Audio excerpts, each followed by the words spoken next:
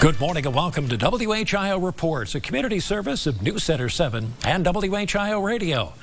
I'm Jim Oddie. On the program today, we're continuing our special coverage of the rollout of the coronavirus vaccine. There's an outreach program underway right now in the Miami Valley to tell people in minority communities all about it, and it's focused on safety. We're starting the program this morning with Fabrice Jewin of Public Health Dayton, Montgomery County, talking about his background and his role in this campaign.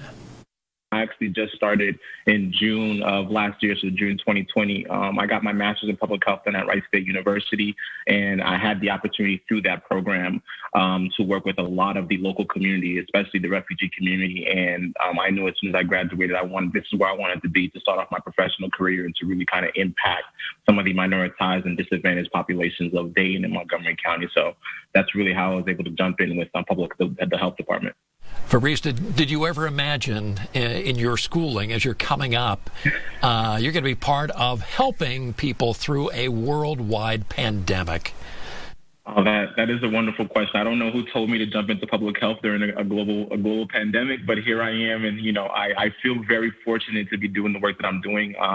It's tough work, but this is what I signed up for. I signed up to make sure that those who are at the quote unquote bottom of this social totem pole and just socioeconomics, make sure that their voices are heard as well. So this is the community I'm still learning, but I'm just happy that we're able to elevate those voices who are not always heard locally.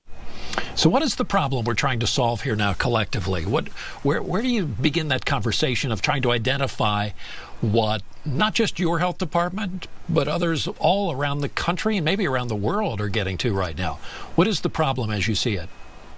I mean, obviously, the main issue is COVID-19. And if we dive into deeper, we realize there are so many different facets of this issue. It's not just about being infected and recovering from the virus, but it's also about the socioeconomic restrictions that some community members have.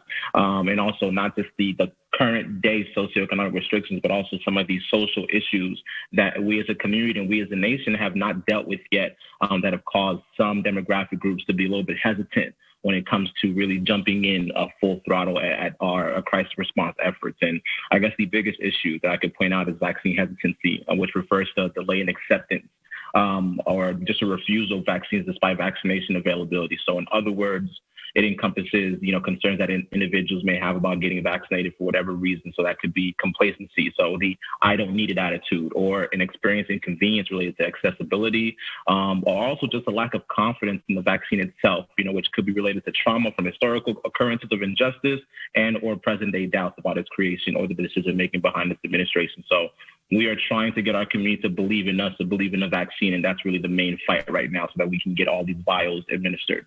We're talking with Fabrice Jewin of the Public Health Dayton, Montgomery County.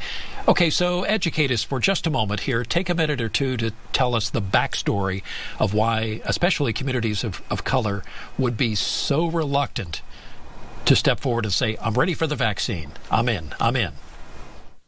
Yeah, and there are so many stories, right? When you talk about different communities, you're talking about multiple stories. But overall, what we're trying to do here at Public Health Dayton and Montgomery County is really to just change that narrative, because what we're hearing a lot is that, vaccine mistrust or medical mistrust is restricting our vaccination efforts. But what we're trying to kind of do away with that mindset and really realize that at a certain point in our history, whether it was yesterday or 50 years ago, there are certain health institutions and overall public institutions in this country that lost the trust of the nation's citizens, of county residents, whoever they may be. When you mention things like the Tuskegee syphilis study, where there were Black men who signed up for a federally mandated study and were injected with the syphilis virus without even knowing it, those are the type of situations where, if you have any descendants of those individuals who were in that study, you don't question why they don't trust the health institutions that are supposed to be serving them. We can look at James Marion Sims, who has been touted as the father of gynecology, who was experimenting on enslaved Black women. You don't question why those descendants or that community would have any issues with just kind of jumping on the wagon of a vaccine that they may not know too much about. So, and then even in the present day, the Flint, Michigan crisis, which has been a water crisis in that community for so long, and that is still yet to be resolved. there are a lot of reasons why we as a nation have to really specifically cater our approach to communities of color to make sure that they realize that they can trust us, because before trust comes, you have to have that trustworthiness overall. Yeah, and to bring out a vaccine that was developed so quickly, that adds a whole other kind of cloud over this, that casts kind of a cloud over that acceptance rate. So where do you begin that conversation now? You have the floor. You have a lot of people that are watching and listening right now to you. If you were going to open that conversation with them point blank, where would you begin, Fabrice?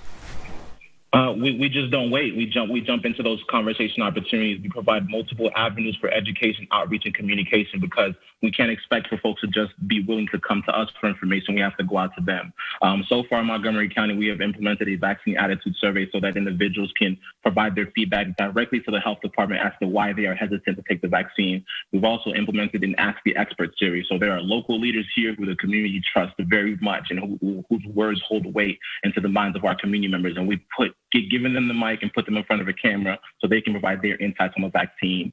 And we are also facilitating a few community forums so that we can give our community members an opportunity to speak to us live and ask the questions that they want answered. So we're just providing multiple avenues for folks to get involved and ask the questions that they're concerned about. And we're making ourselves available to, answer those questions and to really educate and empower them to make the right decision for themselves and for the community. So, we just doing our best to make sure that no stone is left unturned in our effort to educate and empower overall. So Fabrice, give us, from your survey and what people are telling you, give us one reason why someone would not want to get the vaccine, and then your response. How would you deal with that? Your education points or your talking points to help them through this process. So one of the biggest concerns is overall safety. I think when people hear Operation Warp Speed, on the federal level, they assume, oh, this must have been rushed. Oh, there must have been steps that were skipped. And what I can confirm is that that's not the case. The science behind this vaccine has been around for a very, very long time, has been around for decades. And essentially, they were just on an expedited schedule where no steps were skipped, but the lag time between development was done away with, so we could get this vaccine in a timely manner to help folks get protected from the coronavirus. So overall, we just as public health want to assure folks that this vaccine is safe, and this vaccine has already saved lives with it being made available to certain states and across the nation. So. We just hope folks can see that this is safe, and we continue to provide those education opportunities so that we can show them how it's safe and show them the science behind it if they want to learn about that too. How are you taking that message to different people at different levels? Because not everybody's watching you now on television or listening on the radio, and it's not just a one-shot deal. You are probably going to have to be doing this for months to come, I would think. Absolutely. And we are just doing our best to kind of figure out what the community input is. We don't want to assume that we at Public Health have all the answers. We want to hear from our major community groups that are servicing some of our most vulnerable demographic populations. We also want to include local leadership into our approach. As of right now, it's very tough in this socially distant environment to continue to keep a heartbeat on your community. And the best way to get that is to reach out to community leaders who have not lost touch with their respective demographics and their respective congregations. So that could be faith-based leaders through pastors and reverends, or community centers who are still providing very important services to county residents. We also try to be a very receptive agency. We understand that we may not have all the answers, and we want as much input as possible from as many sources as possible to inform our approach. We're just dedicated to not taking the easy way out and not just being content with making the majority happy, but also making sure we're reaching back out and letting our minoritized populations know that we're here for them and we're not going to leave them behind in this approach. I'm really glad to see that you're taking this drive to people in the community to keep everybody safe. So thanks for your work in the community, and thanks for your time on the program this morning. It's been a real education. Hopefully we'll hear from you in the near future about some of the success you've had in public health Dayton and Montgomery County. So thanks for being with us. Thank you for having me. I appreciate this platform, and I'm looking forward to seeing more and more folks come through and get vaccinated.